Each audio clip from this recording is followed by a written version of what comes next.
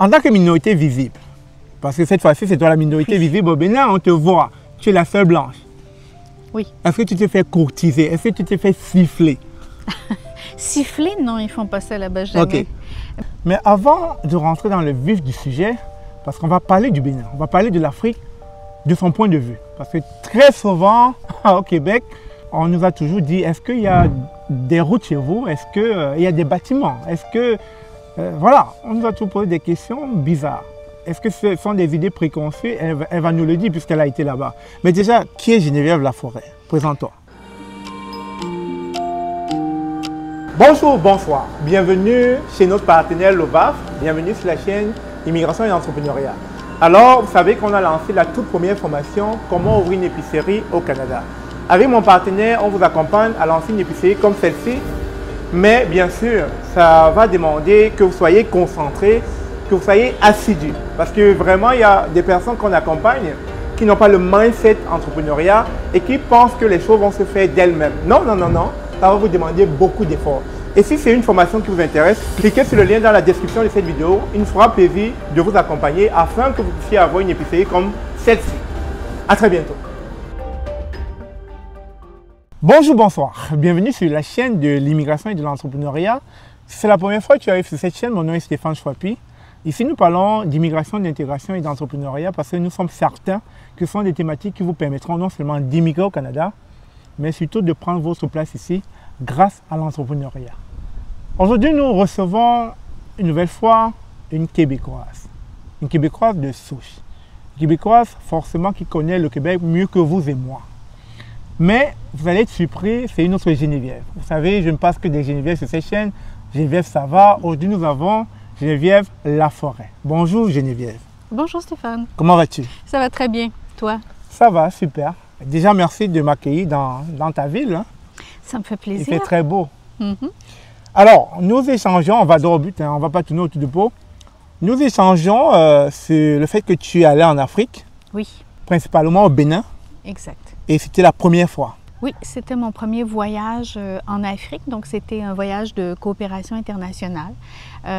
Donc je suis arrivée à Cotonou, qui est la capitale économique, je dirais, du Bénin. Et donc pendant 4 mois, je me suis rendue disponible pour un mandat auprès d'un partenaire qui travaille au point de vue de l'éducation là-bas. Tout à fait. Mais avant de rentrer dans le vif du sujet, parce qu'on va parler du Bénin, on va parler de l'Afrique de son point de vue. Parce que très souvent, au Québec, on nous a toujours dit, est-ce qu'il y a des routes chez vous? Est-ce qu'il y a des bâtiments? Est-ce que... voilà, on nous a toujours posé des questions bizarres. Est-ce que ce sont des idées préconçues? Elle va nous le dire puisqu'elle a été là-bas. Mais déjà, qui est Geneviève Laforêt? Présente-toi. D'accord. Alors, Geneviève Laforêt, je suis une consultante en communication et gestion du changement. J'ai fait mes études vraiment à la base en communication, relations publiques. Et puis, depuis les dernières années, je me spécialise davantage en mode projet pour accompagner l'humain dans des projets de transformation. Super. Alors, tu m'as dit que tu allais au Bénin dans le but de développer un peu. Qu'est-ce qui t'amène au Bénin concrètement?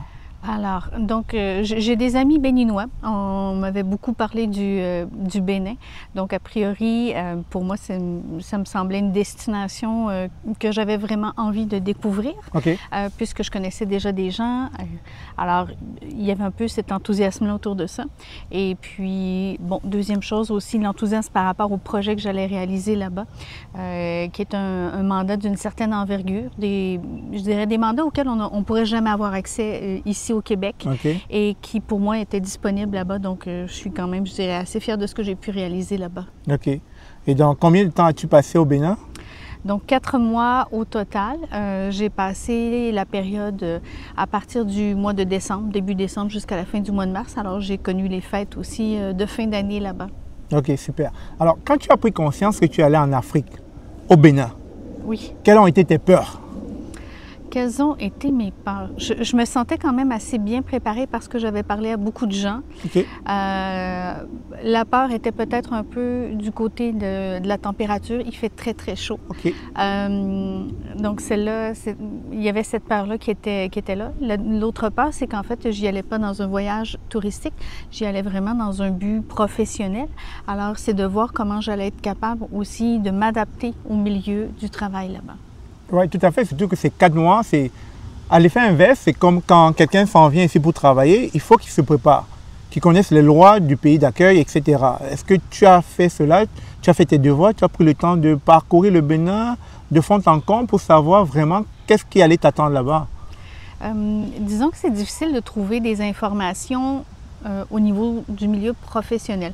Donc, je me suis renseignée sur le Bénin en général, quelle langue on parle généralement bon, dans la ville où j'étais, parce que dans toutes les villes, on ne parle pas la même langue. OK. D'une ville à l'autre, ça change. Donc, à Cotonou, on parle le fon. Le fond. OK. Voilà. Et comment on dit bonjour en fond? Afgandia. Afongandia. On répond Afongandi. Voilà, OK. c'est ce qu'on répond. OK. Alors, oui, c'est ça, connaître un petit peu des mots, de la langue, de connaître, de voir un peu aussi de manière professionnelle comment les gens s'habillent là-bas. Ça, c'était une autre réalité, surtout en fonction de la chaleur. Okay. Donc, bon, parce qu'ici, évidemment, au Québec, c'est très différent. C'est très froid. Hein? C'est très Parfois froid. Et donc, quand arrive l'été, ben, on se met peut-être en tenue plus légère que ce qu'ils vont faire en Afrique, en fait, au Bénin. Alors, ça a été un peu un choc pour moi là-bas de voir que ma garde-robe ne convenait peut-être pas tout à fait. Mais tu me dis, tu as pris le temps de te renseigner sur le Bénin, tu as pris le temps de parcourir. Oui. Et donc, ce qui fait donc, quand tu arrives, est-ce que ce que tu as parcouru avant d'arriver au Bénin, il y a eu comme un choc quand même, malgré tout. Est-ce que tu as fait face à un choc une fois là-bas? Et si oui, quels étaient les chocs que tu as vécus durant ton séjour? Ma préparation était bonne en tant que telle. Okay. Le choc, ce à quoi je n'étais pas préparée, c'est le fait que mon partenaire chez qui j'allais travailler n'était pas tout à fait disponible pour moi quand je suis arrivée. Oh. Alors, j'ai eu une longue période de plusieurs semaines, au moins 4 semaines, pendant laquelle mon partenaire n'a pas communiqué avec moi. Donc, j'étais toute seule de mon côté. Ouais, tu t'es laissée à toi-même, en fait. J'étais laissée à moi-même. Donc, c'était une déception pour moi parce que moi, je me suis préparée pendant des mois. Avant de partir, on nous offre aussi, c'est Affaires mondiales Canada qui nous offre des formations. Donc, j'ai eu une semaine intensive de formation pour me préparer. Et c'est une grande déception d'arriver et de voir que le partenaire ne t'adresse pas la parole, il ne te parle pas dès ton départ. OK. Donc, c'est quelque chose qui s'est corrigé par la suite. Mais est-ce qu'il était là, c'est juste qu'il n'avait pas ton temps? Il était là, il était dans le même milieu que toi, mais il n'avait pas juste ton temps, ou bien il était en voyage quelque part? Mon partenaire était là. Il aurait pu se rendre disponible. Je pense que de son côté, il y avait également des déceptions. Il y avait d'autres coopérants, d'autres volontaires qui étaient passés avant moi et qui sont restés une semaine ou 2 et qui sont repartis. Donc, il y avait de son côté des mauvaises expériences qui avaient été vécues. Peut-être c'est ça qui avait mis un peu la table au fait où, pendant 4 semaines, on ne m'a pas trop parlé. OK. Alors, qu'est-ce qui t'a le plus plu durant ton séjour au Bénin? Qu'est-ce que tu as aimé? Les Béninois en tant que tels, la chaleur des gens. Les Béninois sont très accueillants. Et puis, comment dire, bon, le fait d'avoir appris quelques mots de fond, les gens sont tellement fiers, sont tellement heureux de nous...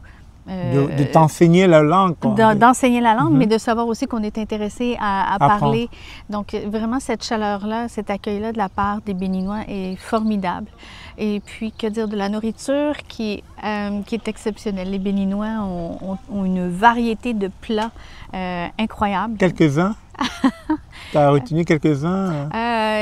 Bon, beaucoup dans je dirais, l'accompagnement amiwo, bomiwo, aloko, donc le riz gras, et puis dans les plats, il y a le poulet bicyclette, Le poulet bicyclette, là, mince comme ça. Je me rappelle. Tout petit. Ouais. Et puis, il y a le fromage Peul qui est excellent. OK. Puis, bon, la plupart des plats sont travaillés en sauce. Donc, c'est une Super. cuisine qui est juste exceptionnelle. Super. Alors, quelle est la différence que tu as observée maintenant que tu es rentré au Québec entre le Bénin et le Québec? Qu'est-ce que tu as trouvé comme différence entre les deux pays? Oui, il y a une Avec- grosse... Entre le pays, le Bénin et la province du Québec. Le Québec n'est pas encore un pays. J'aimais bien le lapsus, par contre. Merci, Vous Stéphane. voulez que ça soit un pays, mais non, non, ça ne sera pas un pays demain. OK? Le retour a été difficile pour moi. Pourquoi? Parce qu'effectivement, il y a beaucoup plus d'humanité. Les gens se parlent davantage. Ok. Les gens ont une facilité à s'approcher, ce qui n'est pas le cas ici au Québec. Donc, on est au Bénin, on est assis quelque part. Il y a quelqu'un forcément qui va venir te parler, qui va venir t'adresser la parole. Tu ne restes pas seul longtemps. Les gens veulent te connaître, les gens veulent savoir qui tu es, d'où tu viens. Puis même à l'épicerie ou, je devrais dire, chez les petits marchands du coin, cette attention particulière qu'il y a pour les gens. Parce que la première fois, j'ai été faire mon marché. La deuxième fois, quand je suis retournée, la dame, elle savait exactement qu'est-ce que j'avais pris la dernière fois. Tu as pris ceci, tu as pris cela. Est-ce que tu veux encore la même chose? Donc, vraiment, beaucoup ce sens-là du client qui est exceptionnel. Super, super. Chers Béninois, écoutez, vous avez fait une très grande fan de votre pays. Hein? Alors, on va aller vers des questions qui dérangent un peu, telles que les idées préconçues. Je voudrais savoir si elles sont fausses d'après ton point de vue ou elles sont vérifiées. On dit très souvent qu'en Afrique, il n'y a que la forêt, des arbres. Il n'y a pas de route bitumée, il n'y a pas de gratte-ciel, il n'y a pas d'édifice, il n'y a pas d'infrastructure. Est-ce que c'est vrai? Moi, j'étais principalement dans la capitale économique, donc il y a évidemment beaucoup de routes. On commence à les bitumer de plus en plus. Il y a des routes pavées, il y a des routes en bitume. Les petites rues sont plutôt sur le sable tapé, donc on a quand même des infrastructures qui sont là. Il y a des écoles, il y a, le Bénin est en train de grandir et est en train vraiment de se développer pleinement. Alors oui, c'est des idées préconçues, mais quand on arrive là-bas, on voit que les gens se mettent en marche pour aller vers demain. En tant que minorité visible, parce que cette fois-ci, c'est toi la minorité visible au Bénin, on te voit, tu es la seule blanche.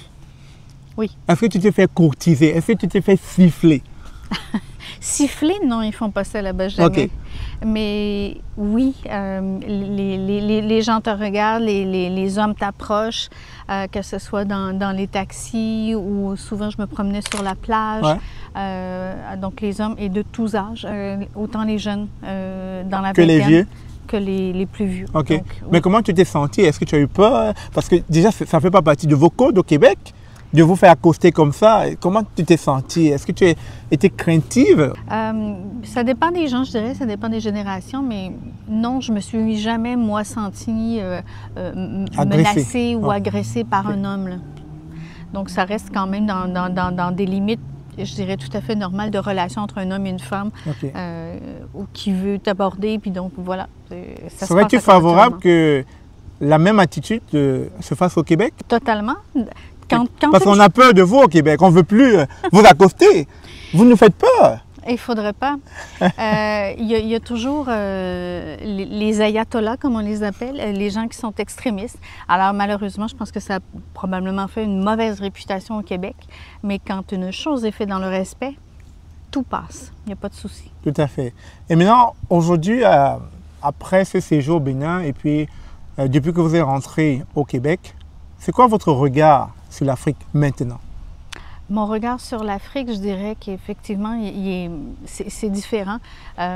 Surtout que les médias, très souvent, donnent une Afrique pauvre, miséreuse, et ça peut biaiser beaucoup de compréhension de Québécois qui ne sont jamais allés en Afrique. Donc, à travers ta voix, comment est-ce que tu peux déconstruire cela?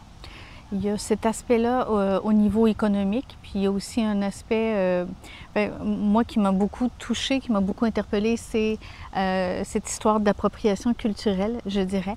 Donc, si j'y vais en ordre, d'un point de vue économique, c'est ça. On est en plein développement, on est en plein essor. On voit le gouvernement qui met vraiment en place l'argent et les ressources pour vraiment avancer. Donc, oui, il y a des grands pas à faire, si on veut, par rapport à ce qu'on connaît ici au Québec, mais on est dans une société en mouvement. Donc ça, c'est vraiment très positif. Puis l'autre point positif, c'est ça, je parlais d'appropriation culturelle. Donc moi, là-bas, j'ai osé.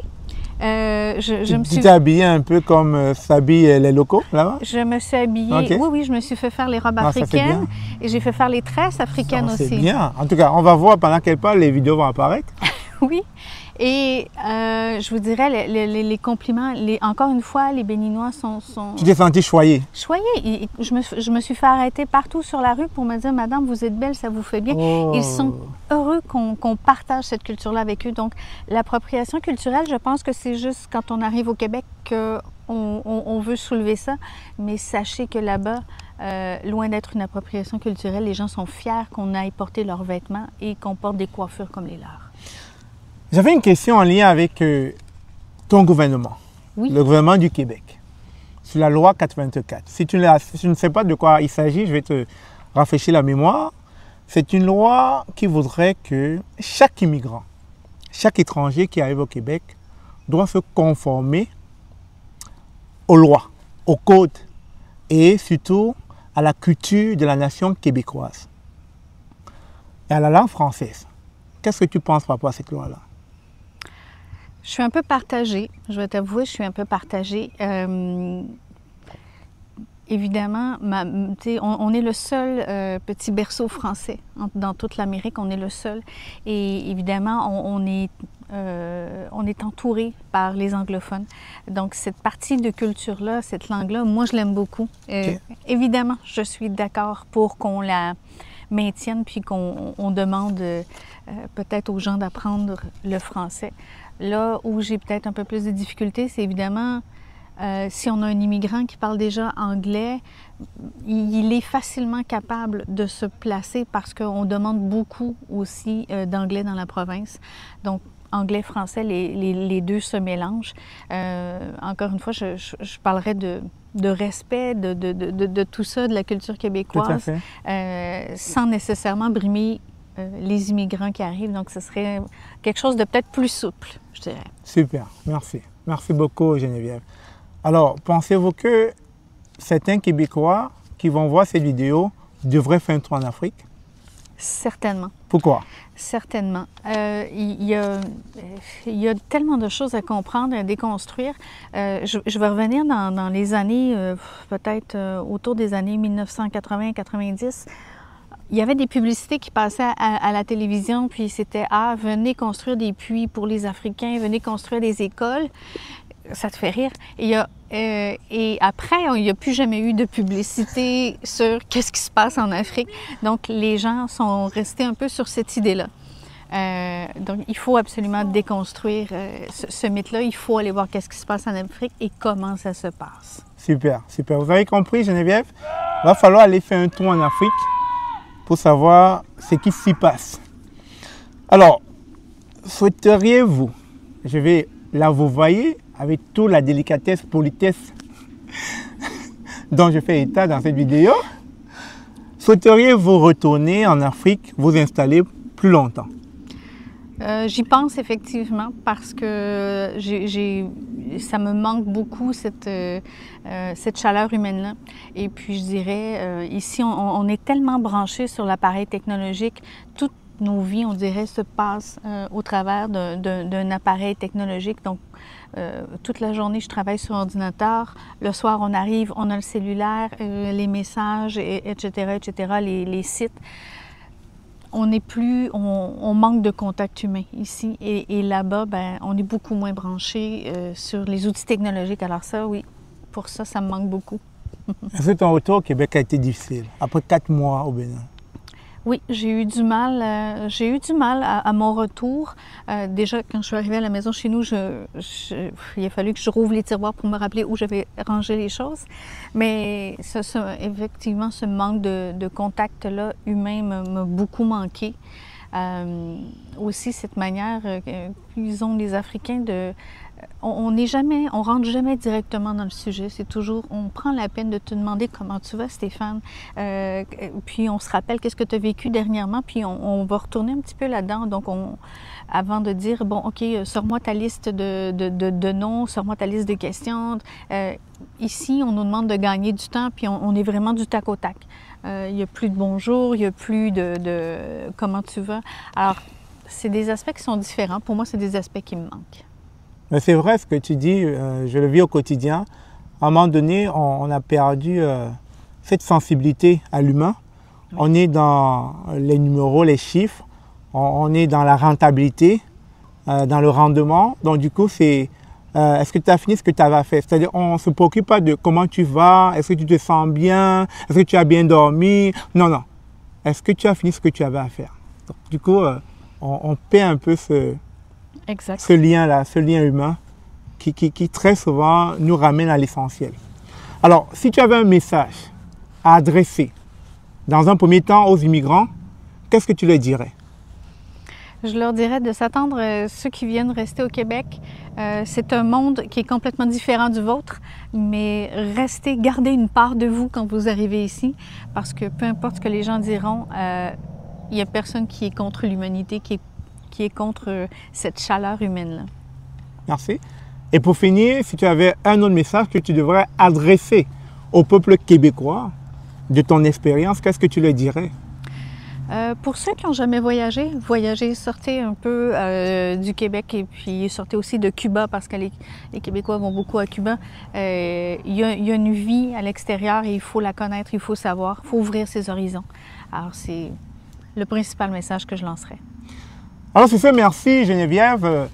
Vous avez bien compris, ne vous laissez plus berner par les médias, sortez, allez vérifier vous-même. Faites comme Geneviève.